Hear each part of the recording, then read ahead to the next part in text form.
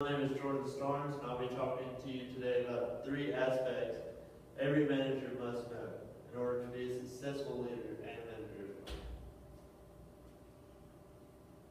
well. These 3 aspects are leadership, motivation, and teams. Why is leadership important? Leadership is important because it shows how one interacts with others to benefit another. One that's not as good at leading, but wants to reach and obtain goals as well. Leadership is defined as a position or function of a leader, a person who guides or directs groups.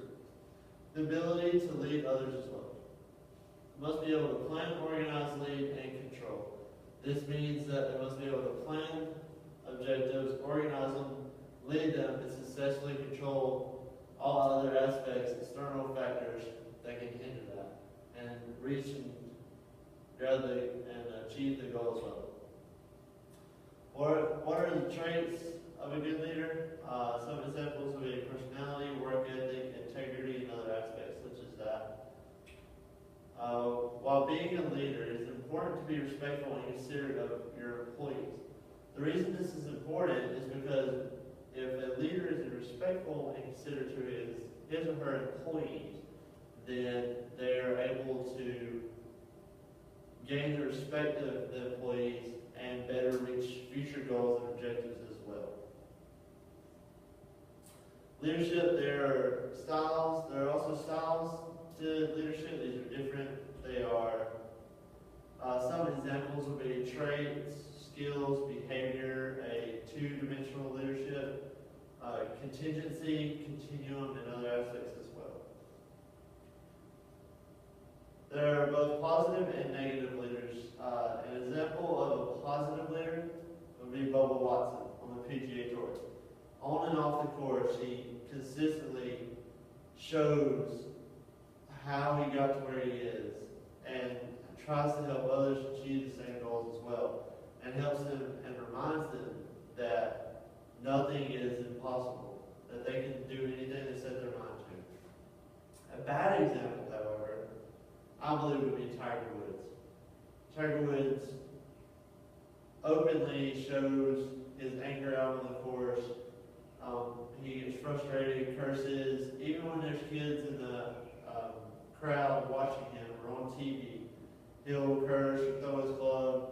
He's just a bad example, and his lifestyle that he lives off the course as well is a bad example.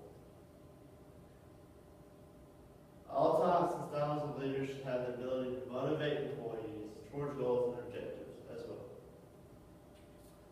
Motivation. Motivation is the willingness to achieve organizational objectives.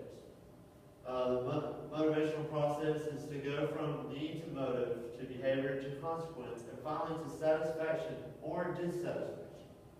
This means to go from behavior, whether it be good or bad, to know the consequence of how one's actions are, and to finally determine whether it was satisfying or bad, in which they need to regroup and reevaluate where they are. The performance equation is ability times motivation and resources equals performance.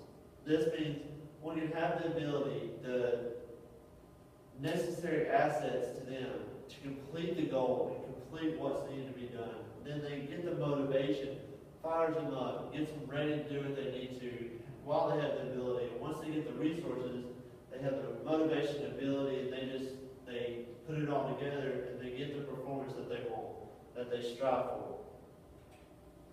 What motivates employees? An example would be rewards, goals, objectives, and other factors based on individuals. This means whatever an individual may want, they can set out themselves, or if their leader knows or manager knows that they are capable of the task, they'll assign that to them as well. Abraham Maslow came up with a hierarchy of needs. These are factors that tell what a person needs or wants. These would be psychological, safety, social, esteem,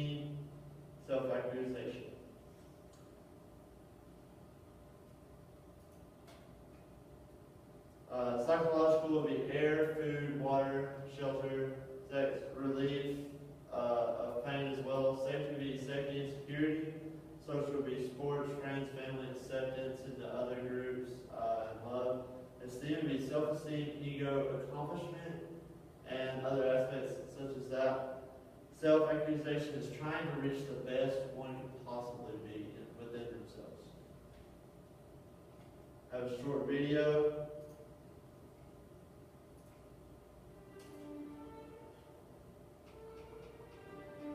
Rise and shine. 6 a.m. and your hand can't make it to the alarm clock before the voices in your head start telling you that it's too early, too dark, and too cold to get out of bed. Aching muscles lie still in rebellion, pretending not to hear your brain commanding them to move. A legion of voices are shouting their unanimous permission for you to hit the snooze button and go back to dreamland.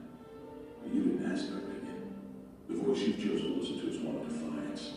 A voice that says there was a reason you set the alarm in the first place. So sit up, put your feet on the floor, and don't look back, because we've got work to do. Welcome to the grind. For what is each day but a series of conflicts between the right way and the easy way? 10,000 streams span out like a river delta before you, each one promising the path of least resistance. The thing is, you're headed upstream. And when you make that choice, when you decide to turn your back on what's comfortable, what's safe, and what some would call common sense, well, that's day one. From there, it only gets tougher. So just make sure this is something you want, because the easy way out will always be there, ready to wash you away. All you have to do is pick up your feet.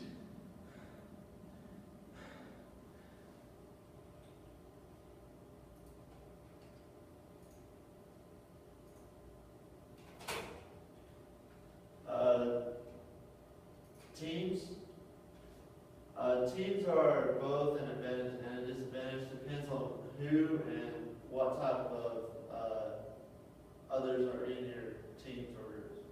Types of members of a team would be the silent, the talkers, the wonderers, arguers, the bored, and social lurkers. These are all examples of different types of personalities, how one will act within a group setting. And depending on the type of members in a group, determines how the meeting will go.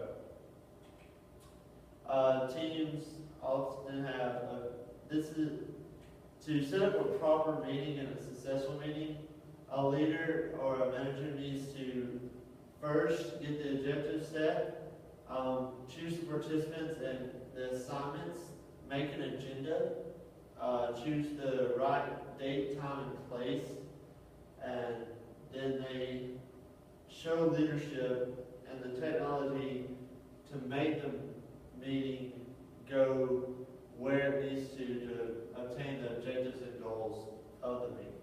Conducting meetings is very important because the meetings show the employees what needs to be done, what objectives and goals they want to achieve, and what ones that they may not need to achieve at that time, but later on down the road.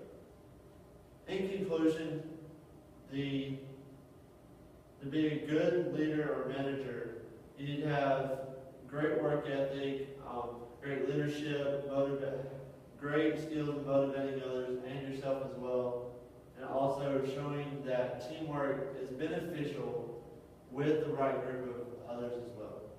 Thank you.